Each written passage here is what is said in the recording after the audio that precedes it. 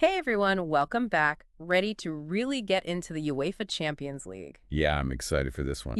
Our listeners sent us a ton of stuff, articles, you name it. Seems like they did their homework. Seriously, I Yeah, think they really want to understand what makes this tournament such a legend, how it's changed over time and what's coming next. it's a wild ride, that's for sure. Absolutely. So get ready because we're about to uncover the Champions League story all the way from the beginning to the massive changes that are coming up. It's incredible how this tournament has become so much more than just football. It's like this global phenomenon. Millions of people are totally hooked. No doubt. And I think to really understand its place in the world of football today, we've got to understand its journey. Okay, so let's start simple for anyone who's maybe not as familiar. What exactly is the Champions League? What makes it such a big deal? Well, the UEFA Champions League, or UCL, think of it like the Super Bowl of European club football. Ah, I like that. It's where the top teams from different countries go head-to-head, all fighting for that ultimate bragging rights.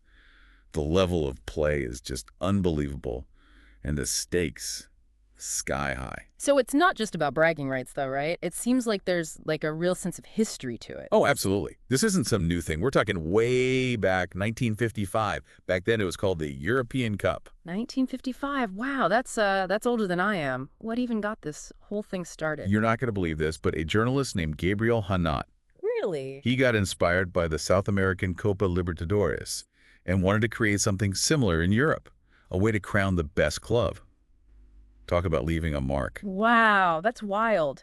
So from a journalist's idea to this massive tournament, that's amazing. So was it always the same format as we see today? Oh, no, no, no. Back then, it was much simpler. Knockout rounds, only the champions from each European league, and they'd play these two-legged matches. Two-legged matches. Now, for those of us who maybe aren't hardcore football fans, what does that even mean? Ah, good point. So basically, each team would play one game at their home stadium and then another at their opponent's. Okay, got it. You combine the scores from both games, and whoever has the higher total, that's who moves on. So you had to win on your own turf and then go into enemy territory and win again. That's intense. It was a true test, for sure. So high pressure right from the get-go, and who dominated this early version? Yeah. Who were the big names back then? Well, one team really stood out, Real Madrid. They won the first 5 titles in a row. Unbelievable. Talk about a dynasty. That really set the bar for everyone else and shaped the tournament into what it is today. 5 in a row, right out of the gate. That's insane. But things obviously didn't stay that simple, right? When did the European Cup change into the Champions League that we know and love now? The big year was 1992. That's when everything shifted. New name, UEFA Champions League, new look, and the whole format got revamped. Okay, so this is where things get really interesting, right? What exactly changed?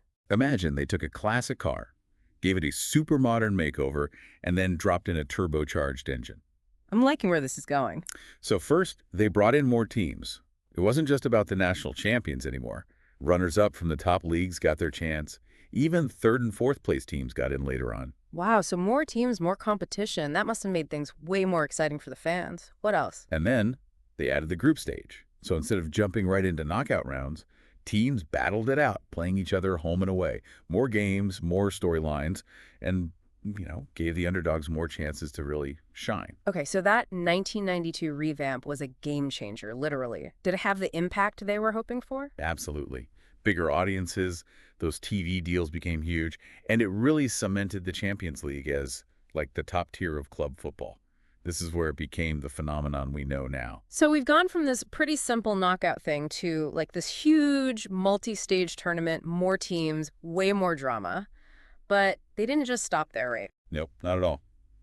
The Champions League's always evolving, always trying something new. Which, you gotta give them credit, keeps things fresh. What were some of the other big changes? Well, like in 1987, they let more second-place teams in from certain leagues, just making the tournament more competitive, giving those teams a shot at glory. Yeah, I mean, makes sense, right? More Yeah. top teams battling it out. The fans love that. Totally. Then, 2003-2004 season, they streamlined things, got rid of that second group stage, went straight to the knockout phase. Less confusing for the fans, and bam, a much quicker pass to the final. Yeah. Oh, I like that. Less confusion, more edge-of-your-seat action. But we can't forget about one of the more recent changes, and honestly, kind of controversial, VAR. The video assistant referee in 2018, that was a big one. Oh yeah, VAR, man, it's definitely shaking things up. For sure. Some fans say it messes with the flow of the game, but it's meant to make things fairer. Right. The referees can look at the replays and make sure they're getting those big calls right.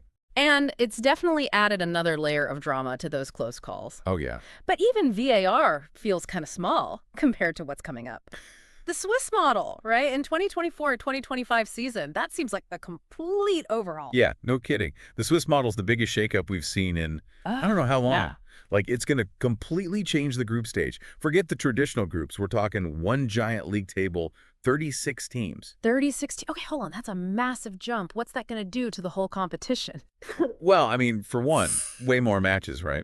So good news for broadcasters. Probably means a lot more revenue. Yeah. But it does make you wonder, are the players going to get booed out? Yeah, that's a good point. More games could definitely lead to more injuries too, right? Exactly. And will having so many teams in FIC dilute the prestige? You know, part of what makes the Champions League so special is that feeling of, like, only the best of the best are there. It's like you got to earn your spot in that exclusive club, right? Exactly. If suddenly everyone's in it, does it still feel as special? That's a really good question. It kind of goes back to what you were saying earlier. Like, what does it even mean to be a champion in this evolving tournament? It's like the whole definition of a champion might be changing right before our eyes. Like, before, it was all about conquering those knockout stages, surviving those must-win matches. But now, with the Swiss model, it might be more about consistency. Can you perform well over a longer season? It's a whole different mindset almost. Like, teams might have to prioritize having a deep roster of players over just getting that one superstar. Oh, yeah, for sure. And think about the tactics, right? If you know you've got all these matches to rack up points, will teams be as aggressive? It's going to be fascinating to see how the managers adapt. So much to think about. But before we get too lost in the future, let's take a step back and appreciate the teams, you know, the legendary teams that have made the Champions League what it is today. Absolutely. The history is a huge part of what makes it so compelling. Yeah. I mean, we got to start with the team that dominated those early years, Real Madrid. The Kings, 14 titles, a legacy that goes back to the very beginning. What is it about them? What makes them so good in this tournament? I mean, their history in the Champions League is almost like a myth, right? It's pretty incredible. Winning those first 5 European Cups, that created this, like, winning mentality that's just passed down through generations of players. They just find a way to win, even when it seems impossible. Yeah, they're famous for that never give up attitude. Those dramatic comebacks, it's like they have this aura, you know, like they're destined to win in the Champions League. It's true, they got that magic. But we can't forget another giant of European football, AC Milan. Ah, yes. AC Milan, 7 titles. Completely different style. Totally. Known for being so disciplined, so solid defensively. They were masters of catenaccio, like a door bolt. They'd shut down their opponents completely. Masters of frustration, right. They just grind out those results. Such a contrast to Real Madrid's all-out attack, but just as effective. Absolutely effective. And then you've got Barcelona, the team that basically reinvented attacking football, that beautiful tiki-taka. Oh man, Barcelona under Pep Guardiola, it was like watching art in motion. They just controlled the ball, moved with such precision. It was mesmerizing. And they made some of the best teams in the world look clueless. 5 Champions League titles, and those wins were really special. Something else. It's true. Tiki-taka was just a joy to watch. It was like a masterclass in passing, movement, tactical awareness. They made it look so easy.